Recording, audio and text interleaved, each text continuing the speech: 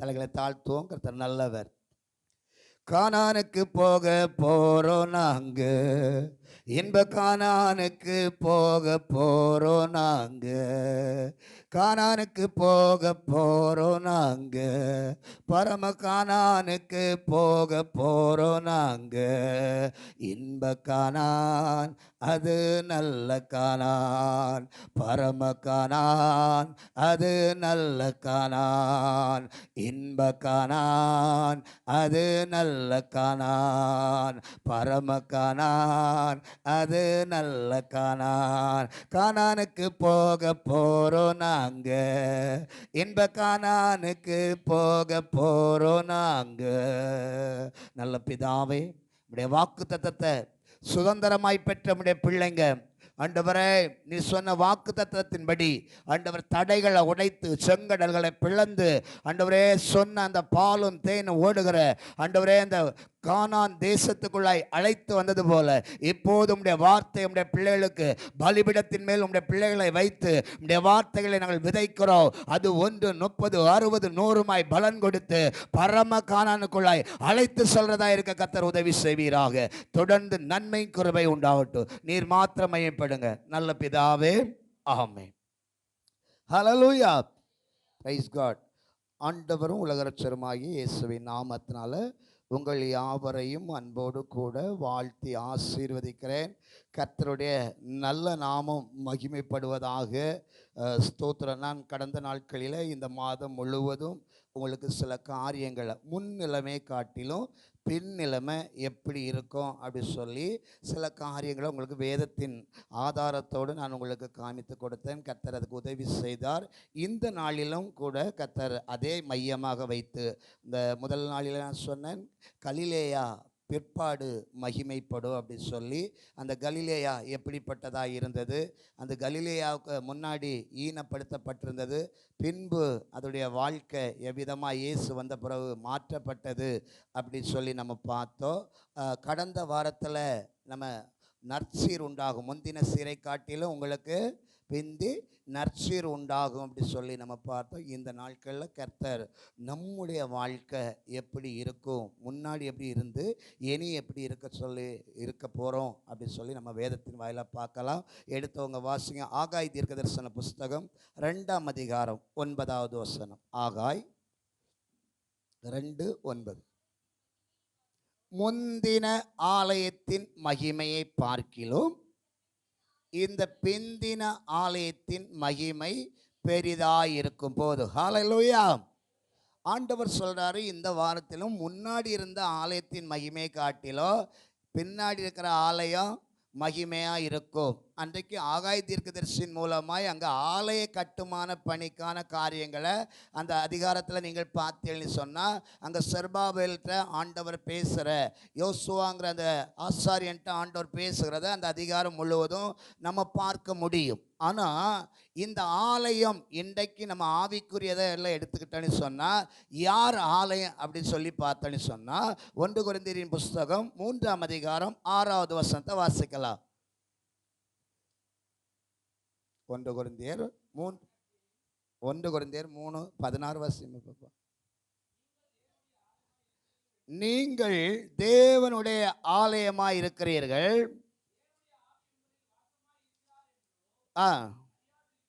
போதும்.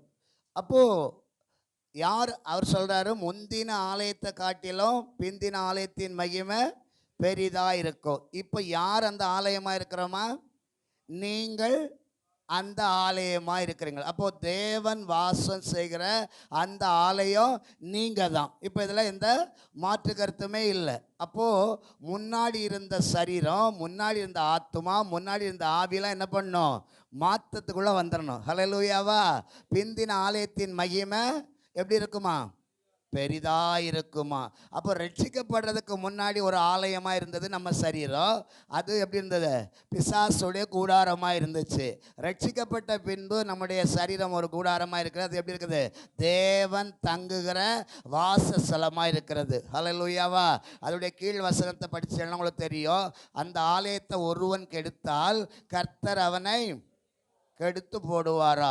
அப்போ நம்முடைய வாழ்க்கையில் இந்த ஆலயம் இனி நம்ம ரட்சிக்கப்பட்ட பின்பு நம்ம வாழ்க்கை எப்படி இருக்கணும்? முந்தின ஆலயம் எப்படிப்பட்டதுங்கிறத நான் இப்போ சொல்லுவேன். முந்தின ஆலயம் ஆதாம நம்ம ஆண்டவர் காமிச்சிருக்காரு. பிந்தின ஆலயம் இயேசு கிறிஸ்துவாக அங்கே நம்ம பாவித்து வேதத்தில் இருக்குது. அதை நம்ம 2 காரியங்களை இன்றைக்கி நம்ம பார்க்க போகிறோம். ஆதாம் எப்படி முந்தின ஆலயமாக இருந்தார், அவர் மண்ணில் இருந்து எடுக்கப்பட்டார்.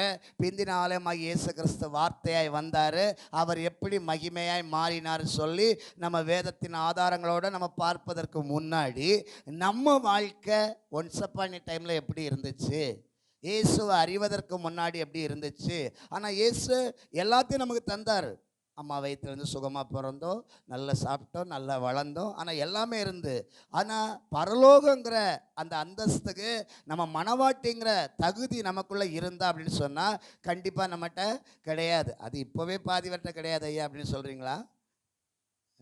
ஆமாம், நிறைய பேர் யோசிக்கிறீங்க, நீ என்ன தான் முக்கி பேசினாலும் நானா போவேன் பரலோகத்துக்கு போ அப்படிங்கிறீங்க போலுக்கு. அல்லேலூயா. ஆமாம், நம்ம வாழ்க்கை எப்போவுமே ஒரு நோக்கம் இருக்கணும். எங்கே போகிறதுக்காக இருக்கணும்? எங்கே போகணும்? கானானுக்குள்ளே, பரம கானானுக்குள்ளே போகணும், பரலோகத்துக்குள்ளே போகணும். அந்த லெக்கோட நம்ம ஓடணும். நம்ம ஓட்ட எப்படி இருக்கணும்னா லெக்கை நோக்கி ஓடணும். பவுல் சொல்கிறாரு, நான் பந்தய பொருளுக்காக லெக்கை நோக்கி ஓடினா. எதை நோக்கி ஓடினாரா? ஆமாம், அதனால் அவர் சொல்கிறாரு, இது முதல் நீதியின் கிரீடம் எனக்காக வைக்கப்பட்டிருக்கிறது. அப்போ ஆவிக்குரிய மனுஷனுடைய வாழ்க்கையில் என்ன வேணும்னா நீதியின் கிரீடம் வைக்கப்படணும். நீதியின் கிரீடம் வைக்கப்படணும். நம்ம என்ன பண்ணணும்? எல்லாத்தையுமே லாபமாக ஆண்டவர் தந்தால் கூட அதை நஷ்டமாக கருதுவோம். நஷ்டமாக கருதுவோம். எதை லாபமாக தந்திருக்கிறாரு ஆண்டவர்? கிருபையை, உயிரை நமக்கு லாபமாக தந்திருக்கிறாரு. கிருபை, இன்னைக்கு நம்ம உயிரோடு இருக்கிறது கிருபை தானே, இது லாபம் தானே. நீ செத்து போயிருந்தால் ஒன்றும் பண்ண முடியாது. ஆனால் நம்ம என்ன பண்ணுவோம்? ஏன் தானே உயிரோடு இருக்கிறனோ, இப்படி இருக்கிறதுக்கு நம்ம என்ன பண்ணலாம்? செத்து போயிருக்கலாம். இப்படி சொல்கிறோமா இல்லையா? சொல்கிறோமா இல்லையா? அப்போ நமக்கு என்ன இல்லை, இன்னும் பிந்தின ஆலயத்துடைய மகிமை நமக்குள்ள வரலை. ஆண்டவர் என்ன சொல்கிறாரு? இழந்து போனதை தேடவும் ரட்சிக்கவுமே மனுஷகுமாரன் உலகத்திற்கு வந்தார். அப்போ நம்முடைய ஆத்துமா கெட்டு போகிறதுக்காக பிந்தின மனுஷன் வரலை. நம்முடைய ஆத்துமா விலையேற பெற்ற அந்த பரலோகத்துக்குள்ள போகணுங்கிறதுக்காக தான் கர்த்தர் அந்த இடத்துக்கு இறங்கி வந்தார். ஹல்லேலூயாவாம். ஆமாம், இன்னைக்கு நம்ம 2 காரியங்களை பார்க்க போகிறோம். முந்தின ஆலயம் எப்படிப்பட்டதாக இருந்தது, பிந்தின ஆலயம் எப்படி மகிமையால் நிரம்பிச்சு அப்படின்னு சொல்லி நம்ம பார்க்க போகிறோம். ஸ்தோத்திரம். முந்தின ஆலயம் சரீரத்துக்குரியதாக இருந்தது, பிந்தின ஆலயம் மகிமைக்குரியதாக இருந்தது.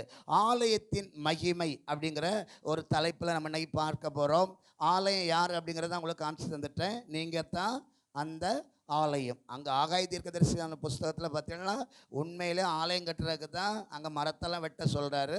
ஆனால் இன்றைக்கி ஆவிக்குரியதில் நீங்களும் நானும் புதிய ஏற்பாட்டின் காலத்தில் கர்த்தரை விரும்புகிற ஒரு ஆலயமாக இருக்கிறோம். அதனால் நம்ம வாழ்க்கை முன்னாடி இருந்ததை காட்டிலும் இனி வருகிற நாட்கள் நம்ம வாழ்க்கை எப்படி இருக்கணும்? மகிமைக்குள்ளதாக இருக்கணும். 1 கொரிந்தியரின் புஸ்தகம் 15ஆம் அதிகாரம் அதோடைய 44, 45 வசனங்களை வாசிங்க. ஜென்ம சரீரம் விதைக்கப்படும்,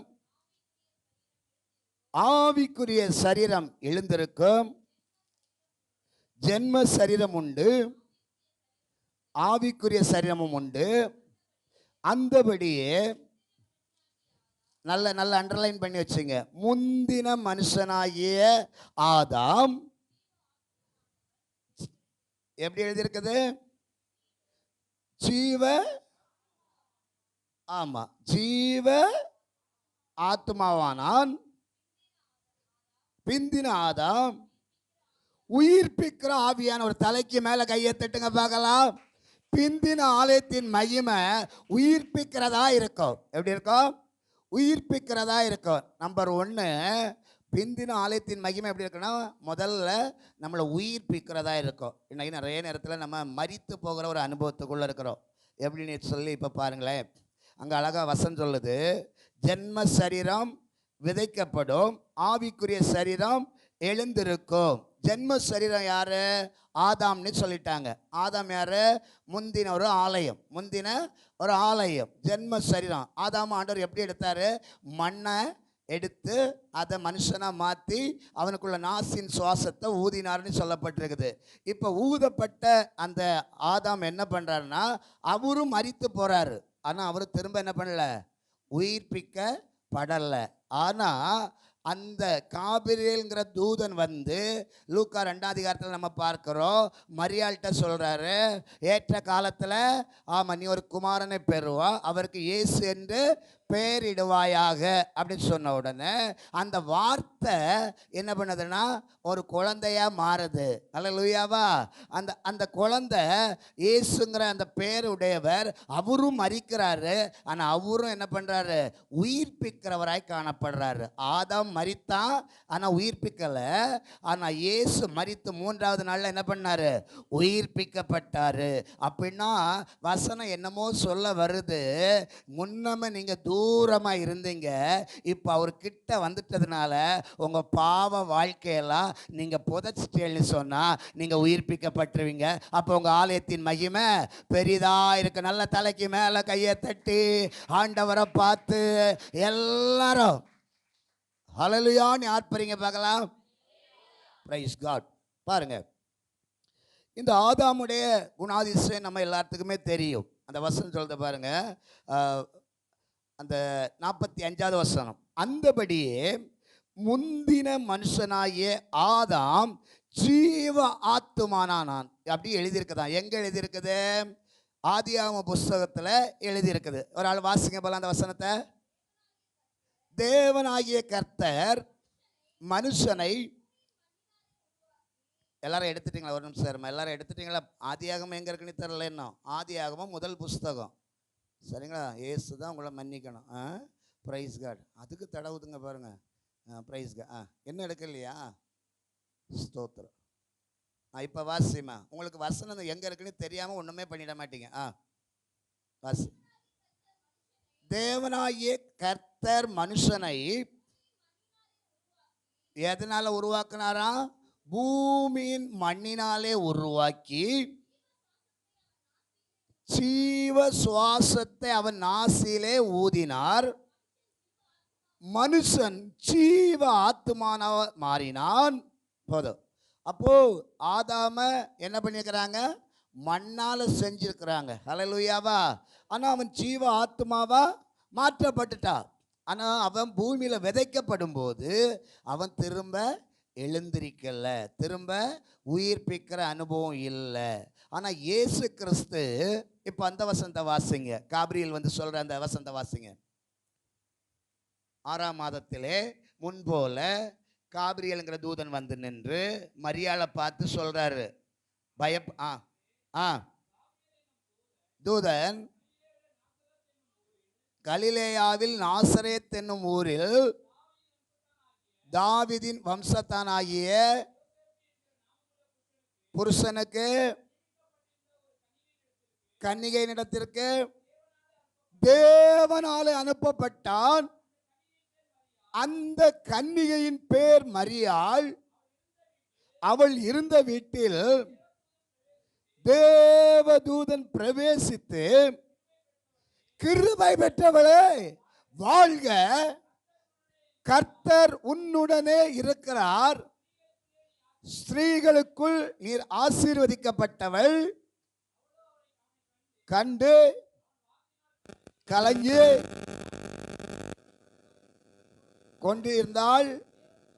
தேவதூதன் அவளை நோக்கி, மரியாளே பயப்படாதே, நீ தேவனிடத்தில் கிருபை பெற்றாய், இதோ நீ கர்ப்பவதியாகி ஒரு குமாரனை பெறுவாய், அவருக்கு இயேசு என்று பெறுவாய். தலைக்கு மேல கையை தட்டி ஹல்லேலூயா. இந்த வசனம் என்ன சொல்லுது பாருங்க. முந்தின அந்த மனுஷன் எங்கிருந்து ஜீவ ஆத்மா எழுதியிருக்கிறது. பிந்தின ஆதாம் உயிர்ப்பிக்கிற ஆகிய ஆவியானவர், ஆகிலும் ஆவிக்குரிய சரீரம் ஜென்ம சரீரமே முந்தினது. போதும். அல்லேலூயாவா.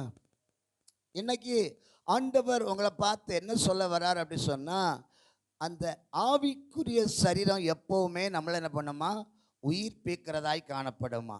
அப்போது நம்முடைய ஆலயமாகிய சரீரம் இதுக்குள்ள ஒரு ஆவி இருக்குது. என்ன ஆவி இருக்குது? யோவான் 1:14 நம்ம வாசிக்கிறோம். அந்த வார்த்தை கிருபையினாலும் சத்தியத்தினாலும் நிறைந்தவராய் நமக்குள்ளே வாசம் பண்ணினார். அப்போ நமக்குள்ள ஒரு ஆவி இருக்குது. எப்படி இருக்குது? அது கிருபையினாலும் சத்தியத்தினாலும் நிறைந்ததாய் நமக்குள்ள இருக்குது. அது நம்மளை என்ன பண்ணுது? மகிமைப்படுத்த போகுது. அது நம்மளை என்ன பண்ண போகுது? மகிமைப்படுத்த போகுது. அது கிருபையினால மகிமைப்படுத்தலாம், ஐஸ்வர்யங்கள்னால மகிமைப்படுத்தலாம், ஆசீர்வாதத்தினால மகிமைப்படுத்தலாம். இன்னும் உங்களை என்னென்னலாம் தேவை எல்லாத்துலேயும் அவர் மகிமைப்படுத்த அவரால் முடியும். ஏன்னா வெள்ளியும் பொண்ணும் அவருடையது. ஹல்லேலூயாவா? ஆமாம். இப்போ பாருங்க, இன்னும் முதல்ல அவர் சொல்றார், முந்தின ஆலயம் ஏன் மகிமைப்படுத்தப்படலை? ஏன் மகிமைப்படுத்தப்படலைன்னா, ஏதேன் தோட்டத்தில் அவங்க வார்த்தைக்கு செவி கொடுக்கலை. என்ன பண்ணல? வார்த்தைக்கு செவி கொடுக்கலை. ஆதாமும் ஏவாட்டையும் ஆண்டவர் சொல்றாரு, நீங்கள் எல்லாத்தையும் புசிக்கலாம், எல்லாத்தையும் புசிக்கலாம், ஆனால் என்ன பண்ணக்கூடாது? இந்த தோட்டத்தின் நடுவில் இருக்க விருட்சத்தின் கனியை மட்டும் புசிக்கக்கூடாது. நான் வேகமாக போகணும். உங்களுக்கு இது சண்டே ஸ்கூல் கிடையாது, உங்களுக்கு எல்லாத்தையும் இந்த பகுதி தெரியும். அதனால நான் வேகமாக போவேன், நீங்கள் தான் எடுத்துக்கணும். அப்போது இவங்க என்ன பண்ணுறாங்க? சர்ப்பம் இவங்களை வஞ்சிக்குது. சர்ப்பம் வஞ்சித்த உடனே தேவனுடைய சொல்லுக்கு கீழ்ப்படியாமல் இருக்கிறாங்க. அப்போ முந்தி நம்ம எப்படி இருந்தோன்னா கீழ்ப்படியாமையின் பிள்ளைகளாக இருந்தோம். அந்த கீழ்ப்படியாமையின் பிள்ளைகளாக இருக்கும்போது நம்முடைய வாழ்க்கையில் உயிர் மீட்புங்கிறதே கிடையவே கிடையாது. நான் சொல்கிறது விளங்குதா? ஏன் நம்ம குடும்பத்தில் என்ன ஆசீர்வாதம் வரலை? ஏன் இன்னும் குடும்பத்தில் நமக்கு சஞ்சலமும் தவிப்பும் ஓடி போகலை? ஏன் நித்திய மகிழ்ச்சி உண்டாகலை? ஏன் இன்னும் துக்க சந்தோஷமாக மாறலைன்னு சொன்னால், இன்னும் நம்ம முந்தின ஆதாமாவே தான் இருக்கிறோம். கீழ்ப்படியாமையின் பிள்ளைகளாகத்தான் இருக்கிறோம். இந்த கீழ்ப்படியாமை எப்போ நம்மளை விட்டு மாறுதோ அப்போ தான் நம்முடைய வாழ்க்கையில் ஆசீர்வாதம் மேலோங்கி நிற்கும். புரிஞ்சவங்கெல்லாம் தலைக்கு மேலே கையை தட்டி ஆண்டவரை மகிமைப்படுத்திருப்பீங்கன்னு பார்த்தேன்.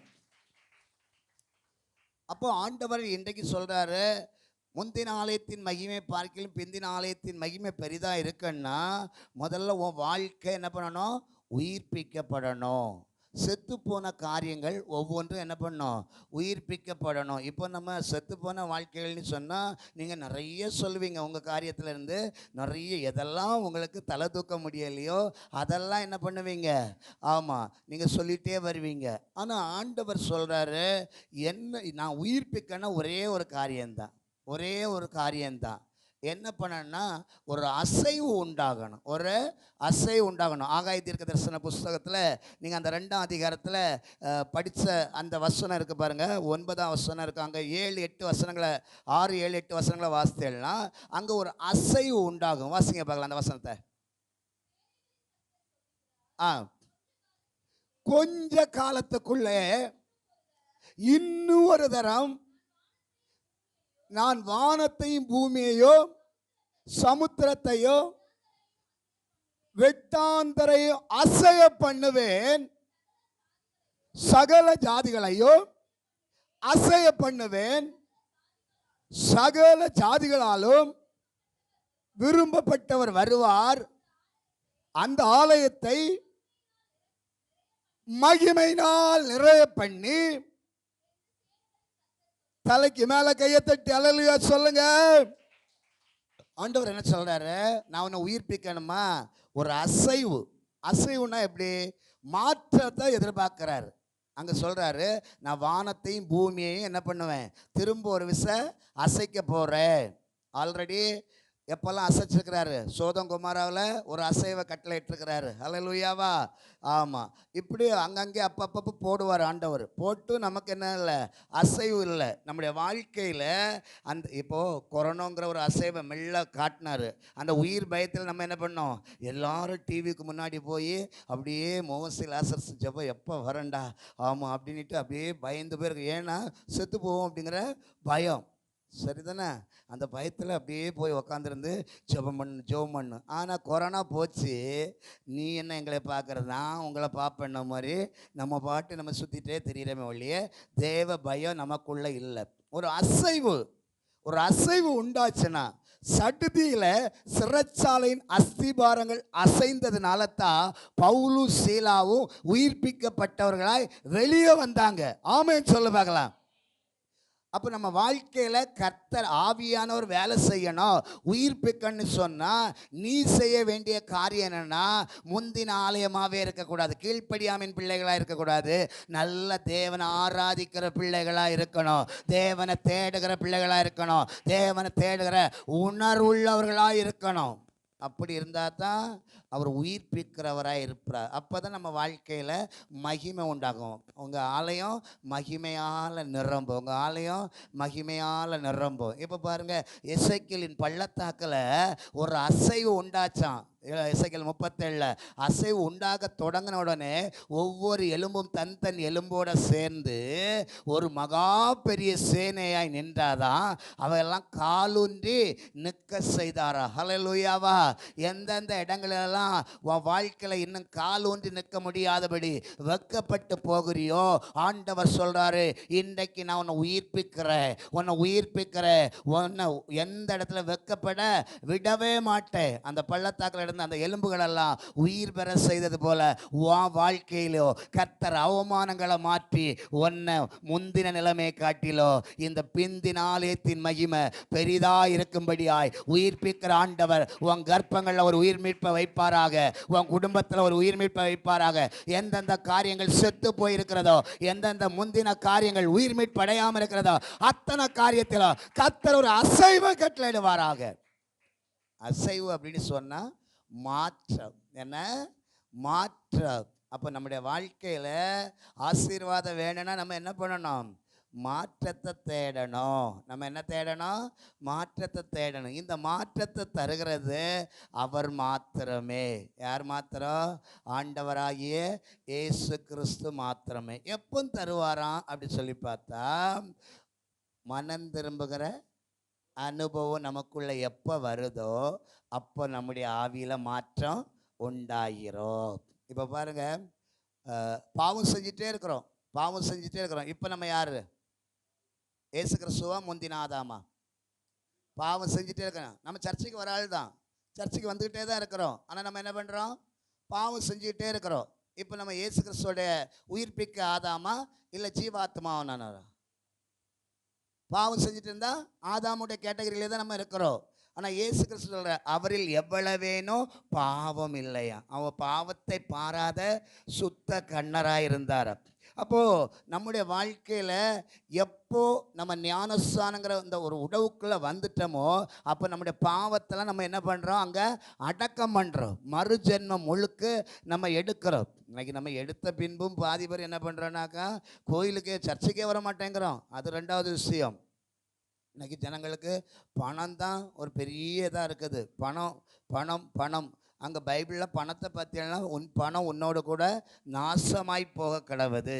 தேவ வரத்தை சீமோன்கிற தானே அந்த மந்திரவாதி கேட்குறாரு, எனக்கு இந்த வரத்தை பணத்தினால தருவீங்களாங்கும்போது அவர் சொல்கிறான், தேவ வரத்தை நீ பணத்தினால சம்பாதிக்கலாமா?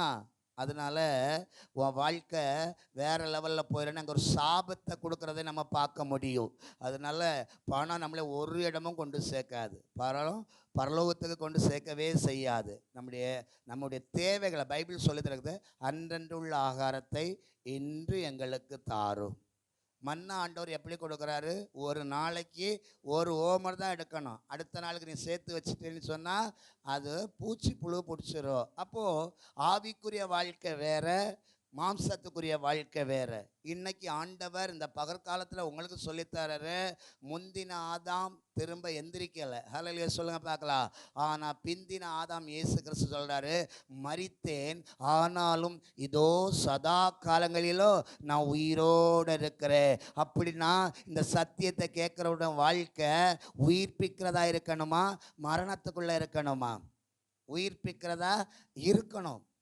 அப்போ உயிர்ப்பிக்கிறதா இருக்கணும்னா நம்ம வாழ்க்கை ஒரு அசைவுக்குள்ளாய் வரணும். அது சொல்கிறாரு, வானத்தையும் பூமி இன்னொரு முறை நான் அசைய பண்ணுவேன்.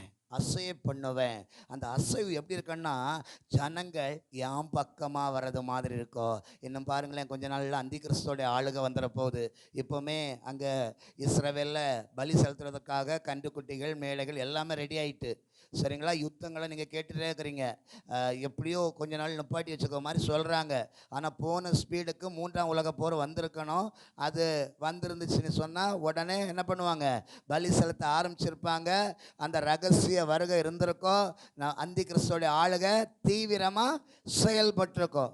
அந்த அந்தி கிறிஸ்துவோட ஆளுகையில் அப்புறம் பார்த்தீங்கன்னா உங்கள் நெத்திலெல்லாம் 666 முத்திரை போட்டப்பட்டவங்க மட்டும்தான் கடையில் போய் வாங்க முடியும், கொள்ள முடியும். நீ என்ன தான் ஆராதிச்சாலும் உங்களுக்கெல்லாம் தரமாட்டாங்க. அல்லேலூயாவா? ஆனால் உங்களுக்கு ஒரு முத்திரை போடுவாங்க, உங்களுக்கு ஒரு முத்திரை போடுவாங்க. அது வெளிப்படுத்தலில் இருக்குது. ஆமாம், ஸ்தோத்திரம். நீங்கள் பைபிள் ஸ்டடிக்கு வரவங்களுக்கு அது தெரியணும்னு நினைக்கிறேன். அது உங்கள் கைகளிலேயோ அதுவும் உங்கள் முத்திரை நெத்திலையும் அது ஒரு தூதனால் போடப்படும். அல்லேலூயாவா? இவங்கெல்லாம் பரலோகத்துக்கு சொந்தக்காரங்க. இவங்கெல்லாம் எப்படி இருப்பாங்கன்னா, ஆட்டுக்குட்டியானுடைய ரத்தத்தினால் துவைக்கப்பட்டவங்க, சிரச்சேதம் பண்ணப்படுவாங்க, தலை துண்டு அறுத்து போடப்படுவாங்க. நீங்கள் ஆப்கானிஸ்தானில் பார்த்தீங்கன்னு சொன்னால் அப்படியே முழங்கல்ல நிற்க வச்சு கண்ணை கட்டிட்டு அப்படியே குனியை வச்சு ஒரே வெட்டாக தலையை வெட்டி கீழே போட்டுருவாங்க. பார்த்துருக்குறீங்களா? எத்தனை பேர் பார்த்துருக்குறீங்க இந்த காரியத்தெல்லாம்? ஆமாம். எதுக்கு? இயேசுவை நேசிக்கிறதுனால. ஓகேயா? ஆனால் அவங்க என்ன பண்ணல, கடைசிவரை மறுதளிக்கலை. நமக்கு ஒரு சின்ன ஆசீர்வாதம் வரலன்னு சொன்ன உடனே நம்ம எங்கே போயிடுறோம்? பிந்தின ஆதாமா மாறாமல் முந்தின ஆதாமா மாறிடுறோம். ஆண்டவருடைய வசனம் சொல்லுது, கடைசி வரைக்கும் முடிவு பரியந்த நிலைத்திருக்கிறவனே ரட்சிக்கப்படுவான். சிமிர்னா சபைக்கு சொல்லப்படுற ஆண்டவர் வெளிப்படுத்தல் 2ஆம் அதிகாரம் 10ஆம் வசனம். ஆகிலும் உங்களை, வாசிங்க அந்த வசனத்தை. 2:10.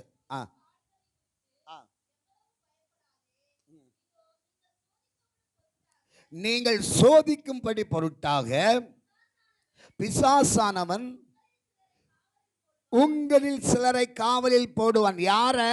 ரட்சிக்கப்பட்ட பிள்ளைகளுக்கு தான் உபத்திரவம், ரட்சிக்கப்பட்ட பிள்ளைகளுக்கு தான் பாடு, ரட்சிக்கப்பட்ட பிள்ளைகளுக்கு தான் கஷ்டம். 10 நாள் உபத்திரவப்படுவீர்கள். ஆகிலும் மரண பரியந்தமும் உண்மையாயிரு. தலைக்கு மேல கையை தட்டி, ஆண்டவர் எனக்கு ஜீவ கிரீடத்தை தருவாரு, என் குடும்பத்துக்கு தருவாரு, நாங்க உயிர்ப்பிக்கப்பட்டிருக்கிறோம். வசனம் சொல்லுது, முந்தின ஆலயத்தின் மகிமையை காட்டிலோ பிந்தின ஆலயத்தின் மகிமை பெரிதாக இருக்குன்னு சொன்னால், சில பாடுகள் கஷ்டங்கள் வந்தாலோ நம்ம ஆவியானவரை விட்டு என்ன பண்ணிடக்கூடாது, விலகிடவே கூடாது.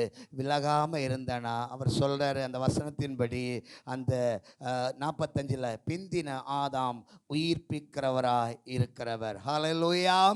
அப்போ முதல்ல ஆண்டவர் நம்மளை உயிர்ப்பிக்கிறவராக இருக்கிறார். நம்ம எப்போ நம்முடைய வாழ்க்கை உயிர்ப்பிக்கப்படுதோ அதில் நீங்கள் என்னெல்லாம் போட்டணுமோ போட்டுக்கலாம். ஏன்னு சொன்னால் உங்களுக்கு தெரியும், எந்தெந்த காரியங்கள் உங்களுக்கு ஆசீர்வாதமாக இல்லையோ அதெல்லாம் செத்து போன அனுபவம். இன்றைக்கி ஆண்டவர் சொல்கிறாரு, அந்த செத்து போன அனுபவத்தெல்லாம் நான் மாற்ற போகிறேன்.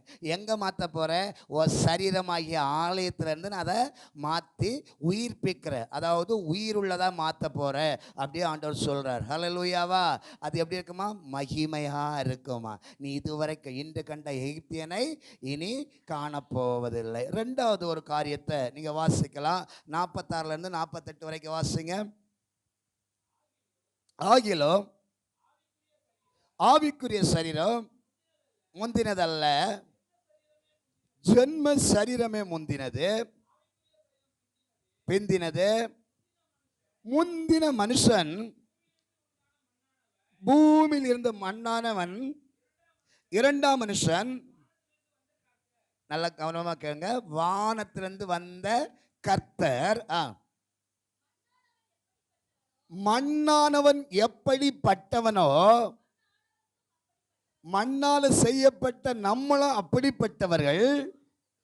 வானத்துக்குரியவர் எப்படிப்பட்டவரோ, ஆமென்னு சொல்றவங்க மட்டும் தலைக்கு மேல. 2வது ஆண்டவர் என்ன சொல்ல வர்றாருன்னா, நம்மெல்லாம் பரலோகத்துக்கு சொந்தக்காரர்களாக இருப்போமா. அதாவது அந்த வசனத்தை நீங்கள் நல்லா கவனித்து பார்த்தீங்கன்னா, மண்ணானவங்கெல்லாம் திரும்ப மண்ணுக்கு போயிடுவாங்க. சரியா? வானத்திலேருந்து வந்தவங்க எப்படி, அவர் வானத்திலேருந்து இறங்கி வந்து ஜீவ அப்போ திரும்ப அவர் எங்கே போயிட்டார்? வானத்துக்கு ஏறி போயிட்டார். அப்போ அவர் சொல்கிறாரு, நான் போய் உங்களுக்காய் ஒரு ஸ்தலத்தை ஆயத்தம் பண்ணின பின்பு திரும்பவும் வந்து நான் உங்களை அங்கே கூட்டிகிட்டு போயிடுவேன் அப்படிங்கிறாரு. அப்போது நம்ம மண்ணானவரின் சாயலை அணியவே கூடாது. ரெண்டாவது அவர் சொல்கிறாரு, வார்த்தையினால் நான் உங்களை என்ன பண்ண போகிறேன்? பரலோகம் சேர்க்க போகிறேன். ஆமேனா? ஆமாம், வார்த்தை.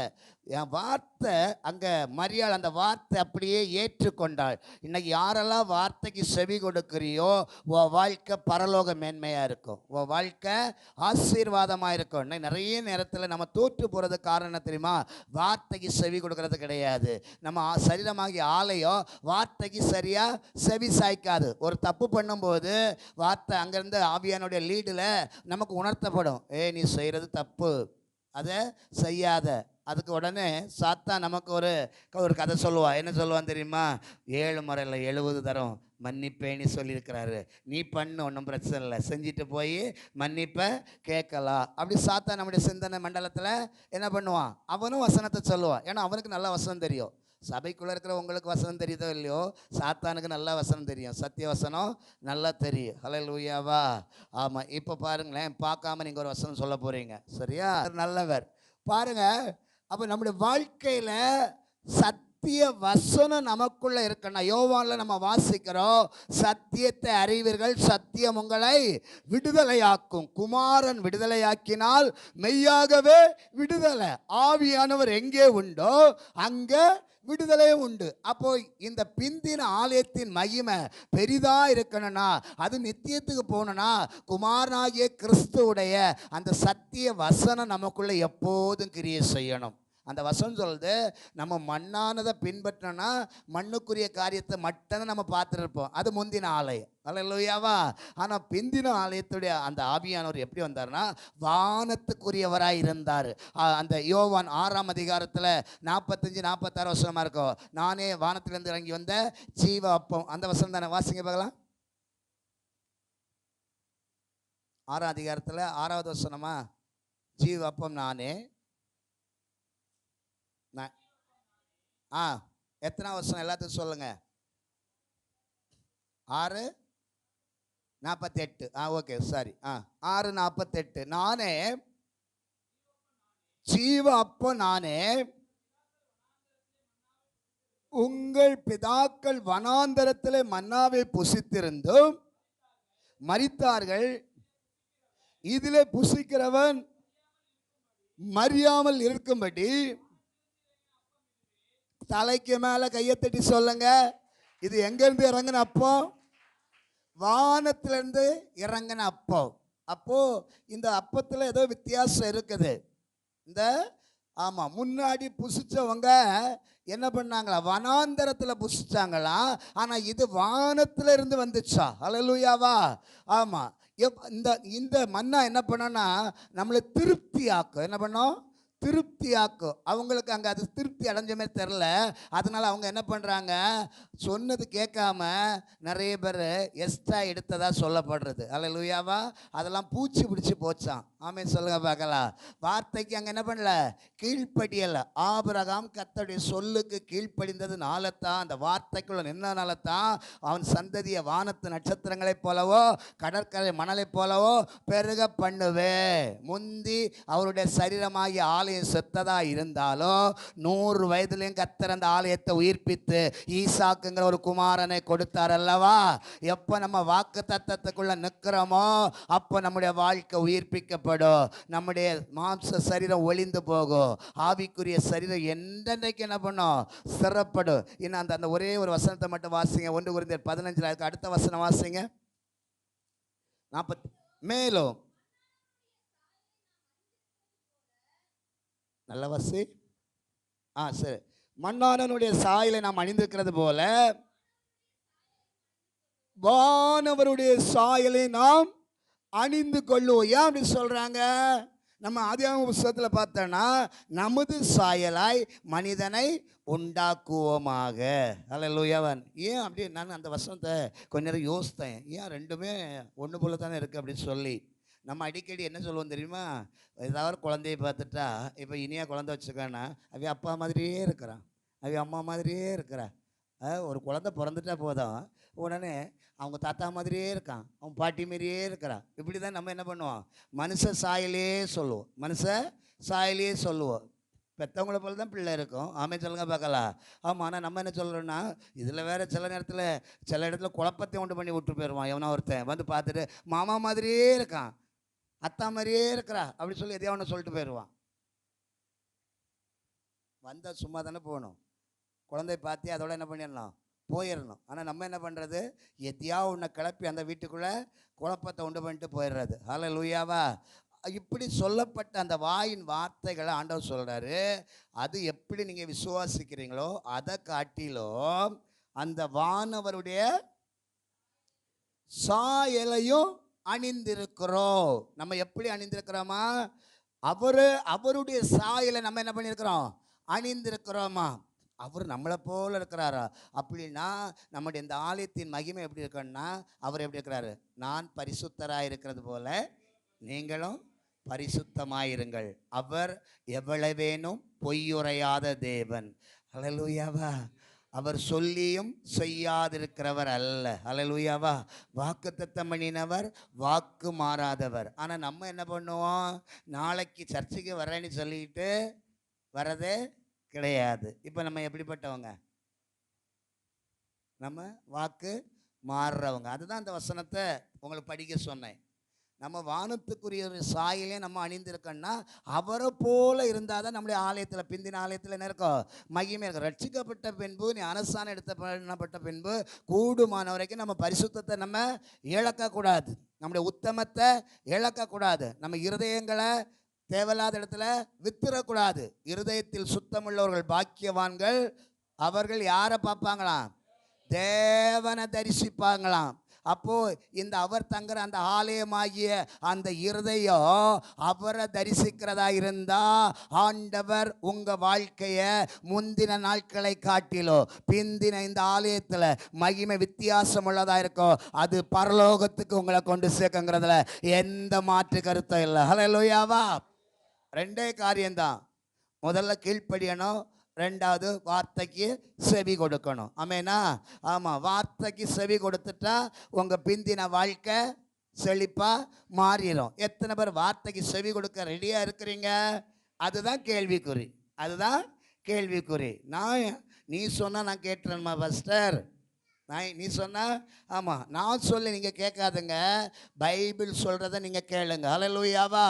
கர்த்தருடைய வார்த்தை எங்கே உண்டோ, ஆவியானவர் எங்கே உண்டோ அங்கே விடுதலை. உன் குடும்பத்தில் ஆசீர்வாதம் வேணுமா? சாபம் மாறணுமா? நித்திய மகிழ்ச்சி வேணுமா? துக்கம் சந்தோஷமாக உண்டாகணுமா? இந்த வார்த்தைக்கு உன் வீட்டில் முதல் இடம் கொடு, உன் வாழ்க்கை செழிப்பாக மாறும். ஹல்லேலூயாவா. இதுவரைக்கும் நீ வடித்த கண்ணீர் மாறணுமா? வியாகுலம் மாறணுமா? சஞ்சலமும் தவிப்பு ஓடி போகணுமா? நீ செய்ய வேண்டியது ஒரே ஒரு காரியம். கர்த்தருடைய வார்த்தைக்கு நடுங்குறவன் எவனோ அவன் தான் அந்த ஆசீர்வாதத்துக்கு சுதந்திரவாளி. ஹல்லேலூயாவா. பாருங்க, இன்னைக்கு அந்த தீர்க்கதரிசியின் மூலமாய் ஆண்டவர் சொல்றாரு, முந்தின ஆலயத்தின் மகிமை காட்டிலும் பிந்தின ஆலயத்தின் மகிமை பெரிதாயிருக்குமா. அப்போ உன் வாழ்க்கை முன்னாடி இருந்த வாழ்க்கையை போல இருக்கக்கூடாது. ரட்சிக்கப்பட்ட பின்பு உன் வாழ்க்கை ஒரு மாற்றத்தை பார்க்கணும். உன் வாழ்க்கை மாற்றத்தை பார்க்கணும்னா நீ செய்ய வேண்டியது, உன் வாழ்க்கையில் முதல்ல கீழ்ப்படிதலின் ஆவியை உடையவளாக இருக்கணும். ஹல்லேலூயாவா. ஆமாம். என்ன ஆவி உடையவளாக இருக்கணும்? கீழ்ப்படிதலின் ஆவி உடையவளாக இருந்தால் உன் வாழ்க்கையில் ஒரு அசைவு உண்டாகும். ஒரு அசைவு உண்டாயிடுச்சுன்னா கர்த்தர் உன் வாழ்க்கையை உயிர்ப்பித்து முதல்ல மகிமைப்படுத்துவார். ஹல்லேலூயாவா. ரெண்டாவது சொல்றாரு, வார்த்தைக்கு செவி கொடுத்தேன்னு சொன்னா நான் உயிர்ப்பிக்கிறது மாத்திரம் இல்லை, உயரத்திலே வச்சு நான் அழகு பார்ப்பேன். ஹல்லேலூயாவா. அந்த வானத்திலிருந்து வந்த மன்னாவுக்கு நீங்க எப்பெல்லாம் செவி கொடுக்கிறீங்களோ, எப்பெல்லாம் அவருடைய வார்த்தையின்படி நடக்கிறீங்களோ, அப்போ நம்முடைய வாழ்க்கை காடாயிருக்காது, செழிப்பாய் மாறும். ஹல்லேலூயா. ஆமாம். அதனால தான் ஆண்டவர் சொல்றாரு, முந்தின ஆலயத்தின் மகிமையை காட்டிலும் பிந்தின ஆலயத்தின் மகிமை பெரிதா இருக்க. யார் அந்த ஆலயம்? நீங்க தான் அந்த ஆலயம். யாரெல்லாம் சத்திய வசனத்தை கேட்குறோமோ அவங்க தான் அந்த ஆலயம். அந்த ஆலயம்தான் பெரிதாக இருக்கணும். அந்த ஆலயத்தில் சத்துருக்கு இடம் கொடுக்கவே கூடாது. முதல்ல நம்ம தெரிஞ்சுக்க வேண்டியது, கீழ்ப்படிதலின் பிள்ளைகளாய் நம்ம மாறுவோம். ஆபிரகாம் கீழ்ப்படிஞ்சான், வாக்குத்தத்தத்தை சுதந்திர விதமாய் பெற்றுக்கொண்டா. ஆபிரகாம் சொல்லுக்கு செவிசாய்த்தா. அதனால அவனுடைய மேன்மை ஜீவ புஸ்தகத்தில் எழுதப்பட்டது போல உங்க வரலாறோ ஜீவ புஸ்தகத்தில் எழுதப்படணும்னு சொன்னா கர்த்தருடைய வார்த்தைக்கு சொல்லுக்கு நம்ம செவிசாய்ப்போ. கர்த்தர் உங்களை வாலாக்காமல் தலையாக்குவார், கீழாக்காமல் மேலாக்குவாராக. இந்த நாளில் முந்தின ஆலயத்தின் காரியத்தை பார்க்கிறோம், பிந்தின காரியம் பெரிதாக இருக்குன்னு சொல்ல போல உங்களை கர்த்தர் மென்மேலோ ஆசீர்வதிப்பாராக. ஆமென். நம்ம எல்லாரும்